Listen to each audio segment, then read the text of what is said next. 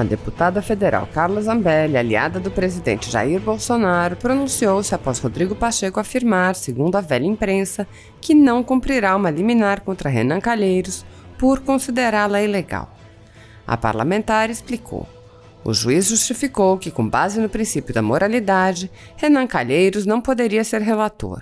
Na hora de decidir, ele escreveu a palavra eleição em vez de nomeação ou indicação. Isso é um erro material, quase um erro de digitação.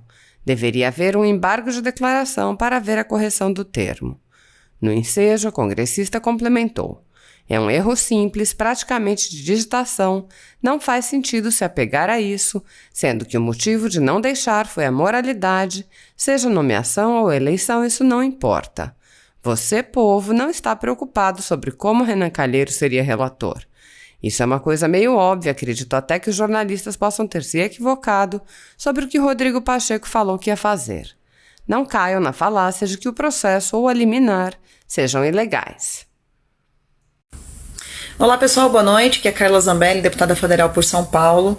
Estou vindo aqui dar uma satisfação para vocês, dizer a respeito da nossa liminar, que foi concedida hoje pela 2ª Vara Federal aqui de Brasília, e que agora no final da noite, alguns repórteres disseram que conversaram com Rodrigo Pacheco, presidente do Senado, e que este teria afirmado que não vai cumprir com a liminar, porque a liminar é ilegal.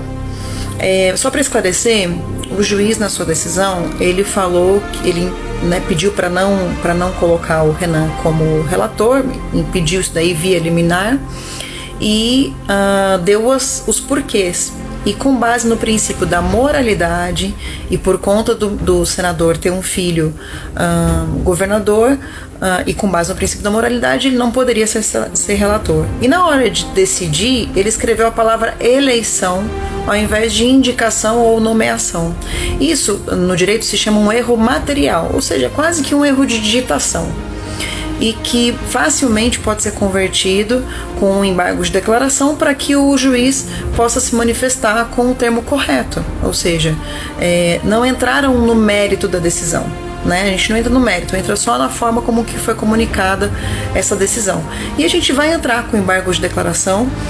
Meu advogado, nesse caso, o Sormani, já está fazendo embargos, a gente vai entrar logo. Não sei se a gente consegue colocar ainda hoje, mas amanhã no primeiro horário vai estar lá. E esse juiz tem se mostrado bastante diligente.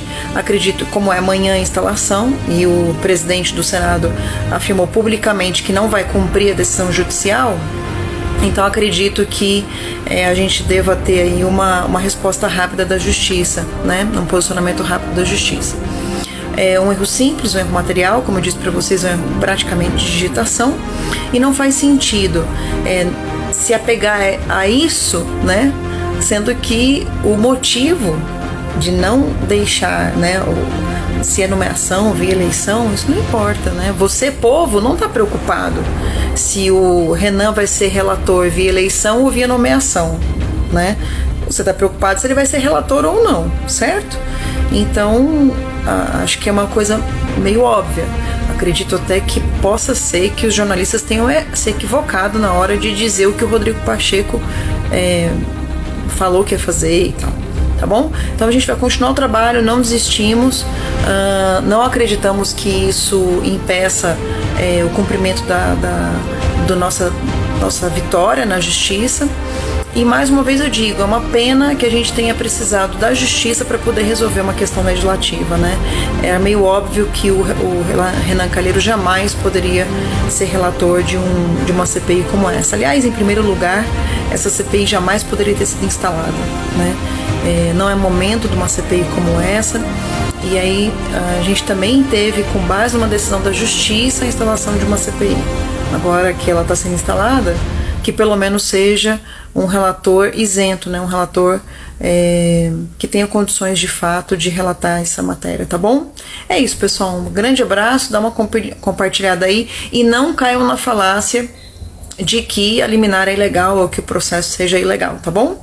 Um grande abraço. Com os senhores e prestar contas acerca do trabalho que toda a nossa equipe tem desempenhado aqui no Ministério da Saúde, tanto ao Senado Federal quanto a todos aqueles que nos assistem pela TV Senado. Eu tenho certeza que juntos nós encontraremos as soluções para um enfrentamento mais eficaz à pandemia da Covid-19, que já nos assola por mais de um ano, uma emergência de saúde pública internacional e que nos afeta de uma forma muito significativa. Os senhores sabem que esse ano de 2021 nós temos o concurso de uma variante do vírus, a variante P1, ou de Manaus, que ela parece ser mais contagiosa, parece também estar associada a uma maior letalidade. E qual é a consequência disso? É que o número de óbitos no ano de 2021, ele hoje supera o número de óbitos que ocorreu no ano de 2020 inteiro, né? Mostrando a gravidade dessa doença e a necessidade de adoção de medidas que sejam eficazes para vencermos essa situação grave na saúde pública nacional. Felizmente, nós assistimos uma diminuição do número de diagnósticos e essa diminuição também se reflete numa redução da média móvel dos óbitos, claro que em um patamar ainda elevado, que nós não gostaríamos de estar perdendo tantas vidas, mas por outro lado, ações como a campanha de vacinação representa uma esperança de uma solução mais eficaz para o enfrentamento da pandemia. Claro que não é só a vacinação. Eu tenho, desde o primeiro dia que assumi o cargo, reiterado a importância das chamadas medidas não farmacológicas, como o uso de máscaras, o distanciamento social. Essas ações, elas já têm sido acompanhadas de campanhas publicitárias, orientando a população brasileira para que adotem essas precauções, porque nós sabemos que o uso de máscaras, ele tem um efeito se a sociedade aderisse a essa medida de uma maneira mais homogênea, de quase a vacinação da nossa população. Por isso que de maneira reiterada nós fazemos esse apelo. Estou vendo aqui o nosso querido senador Isalci Lucas praticar atividade física, ele está sem máscara, embora que a OMS pareça querer flexibilizar a prática de atividade física ao ar livre sem máscara, mas é sempre bom lembrar que é importante e fundamental que todos nós passemos uma mensagem para a nossa sociedade. Aqui não é nenhuma crítica ao senador, evidentemente, né? Que o uso da máscara é algo prioritário. Em relação à campanha de vacinação, nós temos a nossa campanha que tem acelerado o seu ritmo. E essa aceleração do ritmo, ela depende do nosso Programa Nacional de Imunização, que é um patrimônio de todos os brasileiros, e que se nós respeitássemos o Programa Nacional de Imunização conforme pactuado na tripartite, ele iria melhor.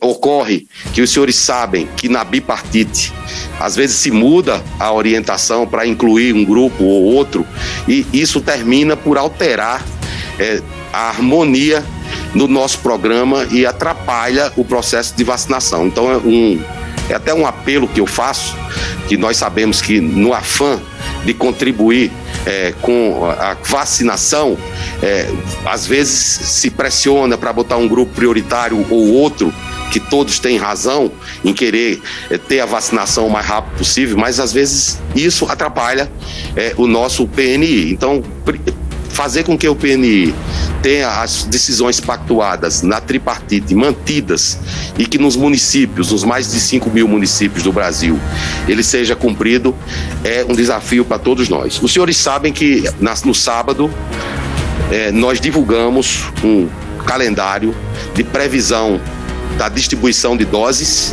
Eu digo previsão porque nós não temos essas doses aqui no Ministério. Essas doses, elas são entregues ao Ministério, elas são oriundas, sobretudo, de 2 laboratórios, o Instituto Butantan e a Fiocruz, ou doses importadas, E assim que essas doses chegam, em até 48 horas, essas doses são distribuídas para o Brasil. Então, se os senhores puderem observar o vacinômetro que está disponível em quase todas as capitais, acho que em todas as capitais, lá teremos mais de 57 milhões de doses distribuídas e cerca de 37 milhões de doses aplicadas, ou seja, tem uma diferença de 20 milhões. Isso em si já gera uma certa confusão, que eu já pedi até ao nosso pessoal de comunicação para fazer uma mudança, para que a gente não gere tanto calor em relação a essa questão da vacina, porque aí gera uma discussão, essas doses, elas estão onde? Não aplicou? A maior parte dessas doses foram aplicadas. Algumas são D2, que estão guardadas, outras não chegaram aos municípios, porque há um retardo aí, há um delay de cerca de quantos dias mais ou menos? De 10 dias para que essas doses, uma vez entregues, elas sejam distribuídas para os municípios. O fato é que essa disparidade de doses distribuídas e doses aplicadas, isso tem gerado muita polêmica em rede social, e tudo o que nós não precisamos nesse momento é polêmica. Nós precisamos passar uma mensagem harmônica para a nossa sociedade. Então, no mês de abril, nós temos a previsão de entrega de mais de 26 milhões de doses, né? E com essa entrega de mais de 26 milhões de doses, em vários dias, nós superamos a marca de mais de 1 milhão de brasileiros vacinados. Na sexta-feira, nós superamos a marca de 1,8 milhão de brasileiros vacinados. Isso mostra a capacidade que tem o nosso PNI. Nós temos 38 mil salas de vacinação e temos uma prova de que pelo menos 25 mil dessas salas, isso através dos dados do DataSUS, tem funcionado. Essas variações que aqui tem em relação ao calendário anterior, que estava divulgado pelo Ministério, se deve sobretudo em função de vacinas que estavam ali, 20 milhões de doses da Covaxin, que é a vacina da Bharat BioNTech, que não foram autorizadas pela Anvisa, ou de vacinas entregues ou pela Fiocruz ou pelo Butantan, que não foram entregues na quantidade prevista em função de demora do IFA. O IFA, como os senhores sabem, é originário da China. Então isso sempre dá uma variação, que pode ser para maior ou pode ser para menor, não é? Questões logísticas também estão aqui consideradas. O fato é que temos trabalhado fortemente para conseguir mais doses. A Pfizer, por exemplo, agora no dia 29, chegará o primeiro lote da vacina da Pfizer no aeroporto de Viracopos. São doses prontas e o Ministério da Saúde já organizou aqui toda a logística para essa vacina, que, como os senhores sabem, ela tem uma peculiaridade em relação à cadeia de frio. Nós temos capacidade, sim, para aplicar a vacina da Pfizer com bastante segurança. Outra questão que há em relação à nossa vacinação e que tem nos causado certa preocupação é a Coronavac, a segunda dose. Tem sido um pedido de governadores, de prefeitos, porque se os senhores lembram, há cerca de um mês atrás, se liberou as segundas doses para que se aplicassem.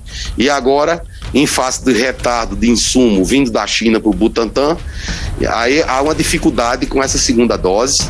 E como essa semana não temos previsão de chegada de vacina do Butantan, só daqui a cerca de 10 dias, nós vamos emitir uma nota técnica acerca desse tema, porque, inclusive na minha cidade, João Pessoa, se judicializou e se foi entregue essas doses de Coronavac por judicialização. Só que se todos judicializarem, não tem dose para todo mundo. Não é a judicialização que vai resolver esse problema. O que resolve isso aqui são políticas públicas efetivas, que é o que nós temos tentado colocar em prática aqui no Ministério. Outro problema que estava muito forte quando eu assumi o Ministério era relativo ao kit de intubação. O Ministério fez uma série de ações para conseguir um aporte maior desses kits de intubação. Nós tivemos também o apoio da iniciativa privada, a Vale e outras indústrias fizeram uma doação muito expressiva. Esses materiais, um primeiro lote já chegou e nos atendeu e ajudou muitos estados e municípios. Um segundo está chegando. Amanhã já saiu hoje de Portugal uma doação da Espanha. E o Ministério da Saúde abriu um pregão nacional e internacional sem fixação de preço e estamos negociando com a OPAS e a curto prazo nós vamos anunciar também uma remessa desses insumos vindos dos Estados Unidos. A situação do oxigênio, ela também não tem sido tão forte como foi há cerca de um mês atrás, está relativamente sob controle. Nós tivemos um acidente em uma das plantas da White Martins no sábado, felizmente não houve vítimas e era mais numa indústria de enchimento dos cilindros. Outro ponto é que eu informei para os senhores que nós estávamos apoiando a White Martins na importação de caminhões. Esses caminhões são eles que levam oxigênio líquido. Chegaram 18 caminhões vindos do Canadá que vai nos ajudar em relação a esse insumo, né, o oxigênio. Em relação aos recursos que foram transferidos, né, para estados e municípios em 2021, 27,4 bilhões, isso em rotina, e 1 bilhão destinado ao cuidado à Covid-19, né? Em relação aos leitos, mais de 20 mil novos leitos autorizados pelo Ministério da Saúde, 1,3 bilhão, né? 8.879 leitos autorizados na região sudeste, 4.602 na região nordeste, 3.609 leitos autorizados no sul, 1.756 na região centro-oeste e 1.044 leitos autorizados na região norte. Ou seja, todas as demandas por autorização de leitos, uma vez solicitada, a Secretaria de Atenção Especializada à Saúde tem deferido. Em relação a um outro tema que eu gostaria de pedir atenção aos senhores, sobre o protocolo de tratamento da Covid-19. Como eu falei, já naquela primeira oportunidade que tive o prazer de conversar com os senhores, nós vamos submeter à Comissão Nacional de Incorporação de Tecnologia do SUS um pedido para que se faça um protocolo clínico e uma diretriz terapêutica para assistência desses pacientes. Isso desde a atenção primária até a alta complexidade, que é a atenção nas unidades de terapia intensiva. A Lei Orgânica da Saúde, a Lei 8.080 de 1990, em seu artigo 19, ela dispõe sobre a Comissão Nacional de Incorporação de Tecnologias em Saúde. E lá está descrito, está disciplinado, que compete à Conitec a elaboração dos protocolos clínicos e das diretrizes terapêuticas. A Conitec, uma vez deliberando sobre o protocolo, esse protocolo é colocado em consulta pública para que receba contribuições da sociedade brasileira, e depois que essas contribuições elas chegam, elas são analisadas e o plenário da Conitec delibera uma recomendação que será ratificada ou não pelo secretário de Ciência e Tecnologias e Insumos Estratégicos e com direito a recurso ao ministro da Saúde. Portanto, como o ministro é o último na cadeia administrativa recursal, o ministro ele não vai, num primeiro momento, emitir juízo de valores acerca de fármacos, acerca de determinados produtos, porque eu posso ser recorrido para que disponha acerca do protocolo elaborado pela Conitec. O Dr. Carlos Carvalho, que é professor titular de Medicina da Universidade de São Paulo, tem nos apoiado, juntamente com as sociedades científicas que estão envolvidas no enfrentamento à Covid-19, e nós já soltamos 2 notas técnicas, que não são protocolos, porque só é o protocolo quando ele é aprovado pela Conitec. Uma delas fala sobre o uso racional de oxigênio, Eu falei em racionalização do oxigênio, for dizer que eu queria fazer racionamento, não é o caso. Racionalização é uma coisa, racionamento é outra. E a gente tem que disciplinar e orientar os médicos para que proceda de maneira correta com esse insumo, porque ele é um insumo estratégico. O outro ponto é em relação à intubação orotraqueal. Nós sabemos que esse é um procedimento que muitas vezes os pacientes podem morrer durante a intubação, e é preciso que nós consigamos dar apoio aos profissionais que estão na ponta. Há muitos colegas mais jovens e a gente tem que apoiá-los.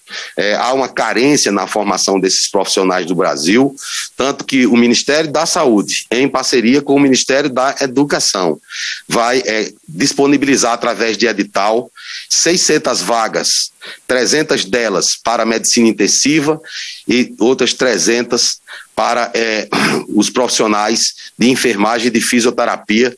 Sobraram vagas no concurso de residência e nós queremos qualificar esses profissionais para o futuro. E em relação aos protocolos, senador Confúcio, senhores senadores, é necessário, e há um projeto de lei, que é o projeto de lei 415/2015, de autoria do senador Cássio Cunha Lima. Esse projeto foi, eu subsidiei tecnicamente o senador para a elaboração desse projeto, e ele versa sobre os aspectos econômicos das incorporações de tecnologias no sistema de saúde, porque essas incorporações, sobretudo inovações, elas são muito importantes agora nesse momento que vivemos dessa pandemia. Há muitas inovações sendo colocadas para o tratamento dessa doença. Aqui eu cito esse chamado coquetel de anticorpos monoclonais, que um deles obteve autorização pela Anvisa, que é o Regencov-2, uma autorização emergencial, e os dados preliminares, eles são alvissareiros, porque eles apontam para uma redução de 70% do desfecho combinado óbito mais internação, quando os pacientes que têm comorbidades recebem esse tratamento de maneira precoce, né? Então, em função desse registro na Anvisa, eu já demandei para a Conitec, para que a Conitec faça uma análise detida sobre todos os aspectos relacionados com esse fármaco inovador, quanto à sua segurança, quanto à sua eficácia, quanto à sua efetividade, quanto à sua custo-efetividade, para que ele seja considerado ou não para a inclusão no protocolo. Nós sabemos que a grande maioria dos fármacos que são utilizados para a Covid, eles não foram desenvolvidos para o tratamento da Covid. Eu vou citar dois aqui. A dexametasona é um corticoide, um medicamento antigo. Essa dexametasona, nos pacientes que estão necessitando de suporte de oxigênio, os estudos, mais de um estudo, por exemplo, o estudo do Recovery, também o estudo do Grupo Coalizão aqui no Brasil, apontaram que esses indivíduos com a dexametasona, eles têm redução de mortalidade. Outro medicamento, que é um medicamento usado para o tratamento da artrite, ele já faz parte do Rename, é um medicamento chamado tocilizumab, é um medicamento que inibe uma citocina, né? Os senhores sabem que essa doença, ela tem um caráter inflamatório, né? Tem até a chamada tempestade de citocina. Essa medicação tocilizumab, ela tem uma propriedade de modular essa resposta inflamatória, e ela tem sido usada no nosso país, e com alguns bons resultados. Já há alguns estudos publicados aqui mesmo no Brasil. Esse mesmo Instituto Coalizão fez um estudo com tocilizumab nos pacientes mais graves, e nesses pacientes mais graves o resultado não foi tão satisfatório, mas outros estudos mostram que esse fármaco, quando aplicado numa fase inicial, quando você tem o início, está com a pneumonia grave e tem o início da resposta inflamatória, aí esse medicamento pode ter um benefício. Eu estou fazendo esse preâmbulo para dizer para os senhores que essas indicações, elas não foram aprovadas pela Anvisa, não é, que é quem tem competência de aprovar o uso de fármacos. A Conitec, quando foi criada em 2011, o decreto que regulamenta a Conitec, ele prevê que a Conitec pode solicitar à Anvisa a ampliação do uso de determinados fármacos. Isso já tem sido feito há muito tempo e tem uma relação de fármacos que é usado para transplantes e para outras questões, e que esse contexto da Covid deixa essa questão mais emergente. Então, o projeto de lei 415, ele visa autorizar a Conitec para que fármacos usados no enfrentamento da Covid possam ser inseridos nos protocolos clínicos do SUS e que nós consigamos, com esses protocolos, melhorar a assistência e ter melhores resultados nas nossas UTIs, com a redução de mortalidade. Então, eu pediria a atenção dos senhores para esse projeto de lei, que será apreciado pelo Senado Federal amanhã, e o relator é o senhor senador Fernando Bezerra Coelho. É muito útil que seja aprovado, porque vai nos ajudar em relação aos protocolos, porque nós não podemos fazer protocolos somente com medicações cuja indicação no tratamento da Covid-19 ela não está prevista. Isso pode tornar um pouco vulnerável do ponto de vista legal esses protocolos clínicos. Então são essas considerações que eu gostaria de fazer para os senhores nesse primeiro momento, e já fico à disposição para eventuais perguntas que procurarei responder, e se eu não tiver os dados completos, vou recorrer aqui aos nossos secretários para que possam subsidiar os senhores com as informações mais detalhadas. Muito obrigado, senador Confúcio, e todos os senadores e senadoras. Muito obrigado,